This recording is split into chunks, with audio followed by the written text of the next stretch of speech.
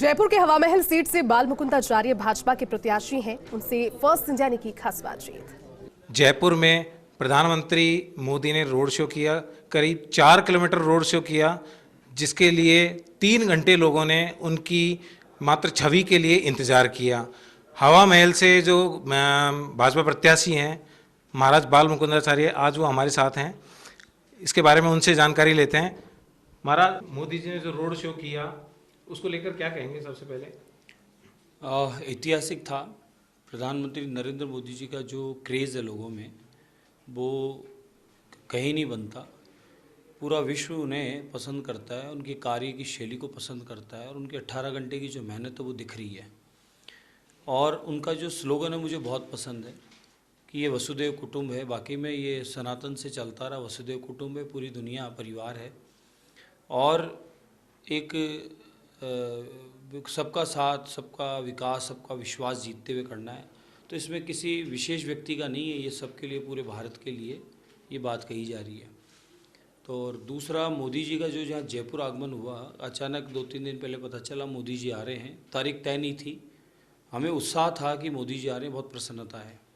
और मोदी जी आ रहे हैं तो हमारी हवा महल विधानसभा में भी उनका पदार्पण हो रहा है, तो हमें खुशी थी इस बात की। और आज जो देखा हमने, अविश्वसनीय था। कितने लाखों लाखों लोग, कितना लोगों में उत्साह था उनकी एक छवि, एक झलक पाने के लिए। इतना बड़ा क्रेज़ मैंने तो आज तक किसी के लिए नहीं देखा जितना मोदी जी के लिए देखा। और हमारे लगभग सभी विधानसभाओं के जयपुर आसपास के थे ही थे। कुछ लोग विशेष उनको मिलने और देखने आए थे। अभी मुझे कुछ लोग मिले इंदौर से, तो वो इंदौर से इसलिए आए थे कि मोदी जी को देखने आए, कि मोदी जी का साक्षात्कार हुआ, इसलिए वो इंदौर से आए। तो वो ऐसे ऐसे लोगों का जो भाव सुना, तो वाकई में वो उनका डायनेमिक पर्सनैलिटी है, वो एक आध्यात्मिक शक्ति है। मैं तो राजनीति में तो अब हूँ, लेकिन मैं प्रारंभ से ही कहता था, जब कुंभ में आवाज़ उठी, हमारे विश्व हिंदू परिषद का कैंप था, जगत गुरु पधारे हुए थे, संतों की बैठक थी, लगभग उसमें 10-15 हज़ार संत थे। और ये चर्चा हुई कि इस देश का प्रधानमंत्री कौन होना चाहिए, नेतृत्व किसको देना चाहिए। एक आवाज़ में बिना सोचे समझे आवाज़ आई थी, नमोह नमोह, ऐसे आवाज़ आई थी। मुझे आज स्मरण है उस बात को, जब जगतगुरु वसुदेव सरस्वती जी वहाँ विराज रहे थे, उनके समीप मैं बैठा था, तो वो जो नमो शब्द वहाँ से संतों के मुख से निकला था, वो निकलने के बाद जो फिर नमो विराजे, तो आज इतिहास रच दिया कि पूरी देश में नहीं अपितु दुनिया में मोदी जी का जो क्रेज़ है, उनके काम करने की शैली है, वो सबको पसंद है। ताज़ा उदाहरण था कि अभी G21 हुआ, और G21 यहाँ इतिहास रचा, भारत में हुआ, और इतना सम्मान मिला, और मोदी जी के लोग चरण छू रहे थे, हाथ चूम रहे थे, ऑटोग्राफ ले रहे थे। जो बड़े बड़े राष्ट्र अध्यक्ष जो थे, वो आज नेतृत्व करने का अवसर भारत को मिला। तो ये गौरव था हमारे लिए, खुशी थी, और अब बड़ा प्रसन्नता होती है। आज कोई भी भारत का आदमी कहीं भी जाता है, कहीं भी बोलता है, तो उसका एक अलग ही सम्मान होता है। और पहले एक समय था कि जब हम लोगों को तो सम्मान कुछ था ही नहीं, क्योंकि घोटालेबाजों का देश था ये, सरकार घोटाले ही घोटाले थे, करप्शन के अलावा कुछ नहीं था यहाँ। और आज मोदी जी के आने के बाद में न खाऊंगा न खाने दूंगा। और उनकी पूरी टीम भी चुन चुन के उन्होंने अपनी टीम में भर्ती किए हुए, एक से एक बड़े उनका काम करने का जो तरीका है, जिस प्रकार से रिज़ल्ट आता है। और हमारी जो जीडीपी बढ़ा दी, हमारा जो रेवेन्यू भी बढ़ा दिया, तो ये भी सोचनीय विषय। कोरोना भी आया है, मंदी भी आई है, और देशों में बुरा हाल है, लेकिन हमारा देश तो अप कर रहा है, डाउन का काम ही नहीं है। तो हमें तो आज बहुत प्रसन्नता थी मोदी जी का साक्षात करके। मुझे आज दूसरी बार उनको साक्षात करने का अवसर मिला। एक बार मुख्यमंत्री थे तो मुझे एक हमारे कार्यक्रम में देखा था मैंने उन्हें, और आज दूसरी बार मैंने उन्हें प्रधानमंत्री के रूप में प्रथम बार साक्षात्कार किया, नज़दीक से मिला, बात हुई, अच्छा लगा, मुझे बहुत मज़ा आया। और जो लाखों पब्लिक का जो उत्साह था, नमो नमो और मोदी मोदी के जो नारे थे, वो इतिहास रच रहे थे। आप हवा महल विधानसभा क्षेत्र में आने को सबसे पहले मुख्य मुद्दे क्या रखेंगे, जिनको लेके आप जनता के बीच में फिलहाल जा रहे हैं? हवा महल विधानसभा, ये पूरा परकोटा ऐतिहासिक धरोहर है। इसको अंग्रेज़ लोग पेरिस कहते हैं, और आध्यात्मिक लोग इसको अपराकाशी कहते हैं। सनातनियों के लिए अपराकाशी है और विदेशियों के लिए इसको पेरिस कहा जाता है। दूसरे नंबर पे बोले पेरिस ये है खूबसूरती में। और जयपुर जो है पिंक सिटी, गुलाबी नगर, उसकी विविधताएँ, उसकी खान पान, उसकी ज्वेलरी, उसका हैंडीक्राफ्ट्स, क्या क्या नहीं है जिनकी चर्चाएं पूरे विश्व में है। तो इसका जो 5 साल जो समय था उसमें जयपुर को एक खंडर बना दिया, उजाड़ बना दिया, वीरान बना दिया। आज शहर में आने के नाम से लोग डरते हैं। माताएं बहनें निकलती नहीं है, निकलती है तो चैन टूटती है, पर्स छिनता है। बाजार की स्थिति है। माताओं बहनों के लिए कहीं भी शौचालयों की व्यवस्था नहीं है। आप इंक्वायरी कर ले जाकर बाजार में, वो शौचालय कैसे हैं। पुरुष लोग कहीं भी कहीं अपनी व्यवस्था बना ली हैं और वो गंदी दीवारें करने का उसको ऑप्शन नहीं है, क्या करें। बाहर तो मॉल्स वगैरह हैं, उनमें है, शहर परकोटे में सुविधाएं नहीं है। आज भी ये परेशानी शहर में है। और एक सबसे बड़ा मुद्दा शहर में, परकोटे में घुस गए तो निकलना मुश्किल है। जाम, परकोटा हरदम जाम रहता है। परकोटे में जाम होने से टूरिस्ट बंद हो गया, रेवेन्यू हमारा ख़त्म हो गया। टूरिस्ट व्यापार था, टूरिज़्म से बहुत व्यापार था, वो व्यापार ख़त्म हो गया। और यहाँ के जो व्यापारी थे वो बेरोजगार होने से औने पौने दाम पर अपनी प्रॉपर्टी इधर उधर बेच के या ताला मार के शहर से बाहर जाके नया व्यवसाय नई जगह करने लगे। अब परकोटे में जाम की स्थिति सुधरे, उसके लिए योजना बने। मेट्रो डलने से लाभ क्या हुआ। मेट्रो में कभी घूम के देखे ना, कौन लोग घूमते हैं और मेट्रो में कितनी सवारी आती है, मेट्रो का रेवेन्यू क्या आ रहा है, पता करो आप। मेट्रो से ज़्यादा अभी जो आवश्यकता थी यहाँ के यातायात को सुव्यवस्थित करने की। और दूसरा, यहाँ का जो व्यापारी, जो पुराने जमे हुए व्यापार थे यहाँ, वो धीरे धीरे ख़त्म हो गए, तो उनको वापस से उठाने की वो ध्यान नहीं दिया। यहाँ टूरिस्ट का बहुत बड़ा काम था, वो ध्यान नहीं दिया, तो वो भी ख़त्म हो गया। अब यहाँ पर हम लोग जाम को ठीक करेंगे तो व्यापार बढ़ेगा, बाहर के लोग आएंगे। कुछ हम योजना बनाएंगे रात की, कि दिन के व्यापारी का अलग रहे, रात के बाज़ार अलग व्यवस्था बने, रात को यहाँ टूरिज़्म घूमने आवे। ऐसी योजना बनावे कि 1 वे ट्रैफिक रहे और रात को घूमने वाले आवे, रात को भी मार्केट खुले, ऐसी योजना बनाएंगे। तीसरा, हम लोग हमारे हवा महल विधानसभा में सरकारी स्कूलों की कमियां हैं। सरकारी स्कूल हैं तो उनमें एडमिशन कोई कराना नहीं चाहता है, बहुत ही कोई दयनीय स्थिति बेचारे तो वो जाते हैं। तो हम सरकारी स्कूल को प्राइवेट के बराबर लाना चाहते हैं। और सरकारी स्कूल की में बालिका जो विद्यालय रहेंगे, उन बालिका विद्यालयों में हम लोग महिला पुलिसकर्मी की ड्यूटी रखेंगे, स्कूल प्रारंभ से और समापन तक, ताकि रोमियो का इलाज हो सके।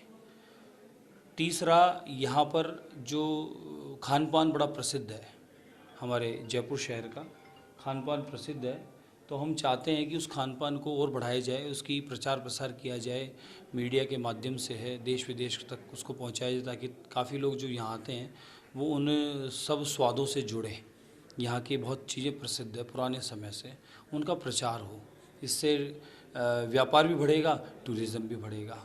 और यहाँ पर जो हैंडीक्राफ्ट से लेकर, हैंड प्रिंटिंग से लेकर बहुत सारे व्यापार हैं जो यहाँ पर अभी बंद हो गए, पलायन हो गया, उनको वापस डेवलप करना चाहते हैं। प्राचीन जो धरोहर है, मंदिर हैं, मंदिरों में सरकारी ऑफिस चल रहे हैं, मंदिर में दर्शन करने कोई नहीं जाता। मंदिर सरकार ने अपने अधिग्रहण कर रखे हैं। हम चाहेंगे कि सरकार से मुक्त हों वे मंदिर, और संस्थाएं, प्राइवेट ट्रस्ट, व्यापार मंडल या कोई संत महात्मा पुजारी, वो उनको व्यवस्था संभालें। सरकार की निगरानी रहेगी, खुर्द-बुर्द करने की इजाज़त नहीं रहेगी, लेकिन उनको सुव्यवस्थित पूजा प्रार्थना हो, उनके पीछे स्टोरियाँ हैं, उसका हम लोग है ना प्रचार करेंगे ताकि लोग आएँ। हम चाहते हैं स्पिरिचुअल टूरिज़्म भी बने, यानी दक्षिण भारत की तरह हम चाहते हैं कि जैसे दक्षिण भारत में जो व्यक्ति जाता है वो हर गांव, हर शहर में 10, 20, 50 मंदिर घूमता है।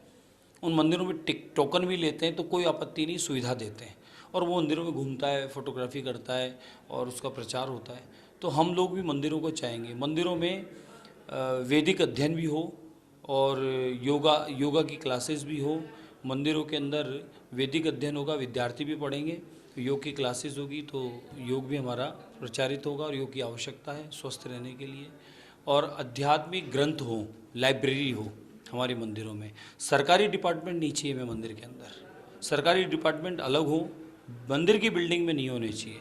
हम उन्हें जीर्ण शीर्ण हो गए, उनको वापस जीर्णोद्धार करवाएंगे हमारा अध्यात्म बचा रहे, प्राचीन धरोहर बची रहे और हमारा अध्यात्म का प्रचार हो, दर्शन भी हो, लोग वहाँ से जुड़ें और उनके पीछे स्टोरी है उसको पढ़ें सुने। तो हम चाहते हैं उसको डिजिटल के द्वारा मंदिरों को वो करना। बाकी और भी बहुत सारी काम है, ऐसी चीज़ें जिन्हें करना है। यहाँ की गलियाँ, शिविर लाइन आज भी खुली है, पानी पीने का आता है, उसमें शिविर लाइन का पानी आता है। पानी का टाइम क्या कर रखा है, रात को 1 बजे, कुछ जगह कर रखा है सुबह, और कुछ जगह कर रखा है रात को 12 बजे 1 बजे। अब ये कौन सा टाइम है? जानबूझ के ऐसी स्थितियाँ बनाई है। तारों का जाल फैला हुआ है पूरे शहर में, तार ही तार हो रखे हैं। अंडरग्राउंड होने चाहिए, वो सुव्यवस्थित होने चाहिए। ये हेरिटेज है, इस हेरिटेज को उसका जो अपना स्वरूप है वो बना रहना चाहिए, उसे खुर्द-बुर्द नहीं किया जाए, उसको प्राकृतिक जो पुराना स्वरूप था वही बना रहे, उसके लिए भी हम लोग काम करेंगे। एक महाराज जी, ऐसी भी चर्चाएं चल रही हैं कि यहाँ से कुछ लोग पलायन कर रहे हैं, उसको लेकर क्या कहेंगे? कुछ लोग मत बोलो साहब, कम से कम ये माने लाख आदमी, लाख परिवार परकोटे से पलायन कर गए। हवामहल विधानसभा से सबसे ज़्यादा गए हैं और अनुपात बिगड़ गया है। और दूसरे नंबर पे आदर्श नगर है, तीसरे पे किशनपुर है। तीनों विधानसभाओं में मैंने 1 साल, वैसे 7 साल से कर रहा था मैं रिसर्च, लेकिन 1 साल में जो मैंने डाटा इकट्ठा किया है, मेरे पास में पूरा डाटा है इसका, कौन कौन कॉलोनी में किस तरीके से लोग अचानक छोड़ के चले गए, ताला मार के चले गए, बेच के चले गए, या उनके साथ घटना घटी तो बेचारे भाग गए वो अपने परिवार बच्चों को बचाने के लिए। वो पलायन क्यों किए, ये चिंता का विषय है। मैं देखिए किसी जाति धर्म के व्यक्ति से मेरी कोई शत्रु भाव नहीं है, लेकिन हम किसी को परेशान करें नहीं, हम सबके सर्वे भवन्तु सुखिनः की बात करें। फिर कोई हमें अगर परेशान करे तो मैं मेरे सनातनियों के लिए नहीं बोलूँगा तो ये गलत है। मैं मेरे सनातनियों के लिए बोल रहा हूँ, आपके लिए कुछ गलत नहीं बोल रहा हूँ। भय किससे, भय किसको है मुझसे? भय उनको है जो ज़मीन माफिया हैं, भय उनको है जो जिहादी किस्म के लोग हैं या वातावरण दूषित करते हैं, और भय उनको है जो यहाँ हमारे सनातनियों को डरा धमका कर भगाने का काम कर रहे हैं। ये उनको भय है, बाकी किसी को भय रखने की ज़रूरत नहीं। जो गलत है उसको भय, उसको विचार क्या करना है। जो तो हमारा तो यहाँ पर ये मुद्दा भी है कि पलायन लोग कर रहे हैं तो पलायन नहीं करें, और यहाँ पर व्यवस्थाओं को सुव्यवस्थित करेंगे तो लोग गए तो वापस आ जाएंगे, ये हमें विश्वास है। एक अभी पिछले 2-3 दिन पहले आर तिवारी को पप्पू कुरैशी ने समर्थन दिया है, तो उसके बाद भी आप जीत को लेकर आश्वस्त हैं, क्या कहेंगे? हाँ, मैं पूर्णतः आश्वस्त हूँ, क्योंकि मैंने सनातनियों से अपील की है। आर तिवारी अब बन गए आर कुरैशी कसाई। क्यों बने? क्योंकि पप्पू कुरैशी जो है यहाँ का सबसे बड़ा कसाई है। जो बूचड़ खाने हैं, सबसे अधिक बूचड़ खाने उसी व्यक्ति के हैं, और ज़्यादातर बूचड़ खाने अवैध हैं। अगर एक लाइसेंस है तो 10 चल रहे हैं बिना लाइसेंस वाले। उसके बूचड़ खाने जो चल रहे हैं वो सरकारी भूमियों पर, बगीचियों पर कब्जा किए हुए, जैसे लाल डूंगरी शमशान घाट के अलावा शमशान घाट की जितनी ज़मीन है उस पर चल रहा है, और ऐसे 10-20 जगह हमारे पास में पूरा डाटा है। उन सब जगह उसने ये चला रखे बिना लाइसेंस के। तो उसने समर्थन इसलिए दिया कि मेरे बूचड़ खाने ज़्यादा चलें, तो बूचड़ खानों का समझौता हुआ ही है, कसाई ने समझौता किया है। तो अब आर तिवारी जी जो हैं वो कसाई के साथ में शामिल हो गए, कसाई के साथ में उन्होंने पार्टनरशिप कर ली, और गहलोत जी उसके दर पे ढूक देने गए। देखो आप, आज तक किसी सनातनी के यहाँ कोई भी कभी बात हुई, गहलोत जी इतनी जिहादियों ने हत्याएं की, इतना सब किया, गहलोत जी कभी नहीं गए। अब इनका चरित्र देखो आप, इनका जो स्वरूप है वो नज़र आ रहा है। और कसाई के घर पे गए, कसाई के घर पे जाके समझौता किया है, और समझौता किस बात का किया है? इन्हीं बातों का किया है। हालांकि पप्पू कसाई ये कह रहा है कि भाई मैंने मदरसों के लिए मांग की है, मैंने कब्रिस्तानों की ज़मीन की मांग की है, मैंने मेरा वक्फ बोर्ड का फ़ंड बढ़े वो मांग की है, मैंने मुस्लिम भाइयों के लिए वो यूनिवर्सिटी बने वो, मतलब उसने यही सब बातें कही है, यही मांग की है।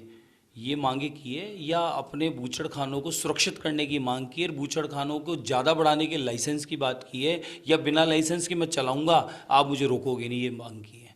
तो समझ में आता है सबको, धीरे धीरे समझ आ जाएगा। हमारे को पूर्णतः विश्वास है और हमें उससे कभी फ़र्क भी नहीं था। वो बैठे कि उठे कि खड़ा हो, उसका तो स्वभाव, वो तो यही करता है, तो उससे हमें फ़र्क नहीं पड़ता। वो 1000-1500 वोट इधर थे कि उधर चले जाएंगे, उससे कभी फ़र्क नहीं पड़ेगा। हमारा तो अपना जो विषय है, मुद्दे हैं, हम उसके आधार पे लोगों के बीच हैं और सनातन की रक्षा के लिए एक सनातनी हवा महल विधानसभा के बीच में है और मुझे पूर्णतः समर्थन आशीर्वाद मिलेगा, ये 100% आश्वस्त हूँ। एक मेरा अंतिम क्वेश्चन ये और है महाराज जी कि जैसे हवा महल क्षेत्र है, आदर्श नगर क्षेत्र है, तो आज प्रधानमंत्री मोदी जी का जो रोड शो हो, क्या उससे कितना फर्क पड़ेगा इस चीज़ को लेके? हाँ, प्रधानमंत्री जी का आना हमारे लिए बहुत शुभ समाचार है। एक डायनामिक शक्ति हैं, वो आध्यात्मिक शक्ति हैं, उनको इस स्वरूप में मानता हूँ मैं। और जिस प्रकार से देश का नेतृत्व वो कर रहे हैं, वो अद्वितीय है, कोई कर नहीं सकता। हमारा भाग्य प्रबल है कि हमें ऐसे प्रधानमंत्री मिले हैं। और अभी भी अगर हम लोग इधर उधर होते हैं, उनके साथ नहीं देते, तो ये मानेंगे कि ये तो कौरव और पांडवों का सा काम हो जाएगा। तो हमारे प्रधानमंत्री जी जो हैं आज आए, तो उससे हमें बहुत प्रसन्नता है और खुशी जो है वो कई गुना हो गई और जीत का अंतर बढ़ गया। जीत तो रहे हैं, जीत का अंतर बढ़ गया और पूरे प्रदेश में कमल खिलेगा। 3 तारीख को कमल खिलेगा, समृद्धि आएगी, दिवाली मनेगी। तो ये हैं बाल मुकुंदाचार्य जी महाराज। इनका कहना है कि 3 तारीख को कमल खिलेगा और फिर से दिवाली मनेगी। कैमरामैन संदीप के साथ कमलकांत व्यास, फर्स्ट इंडिया न्यूज़, जयपुर।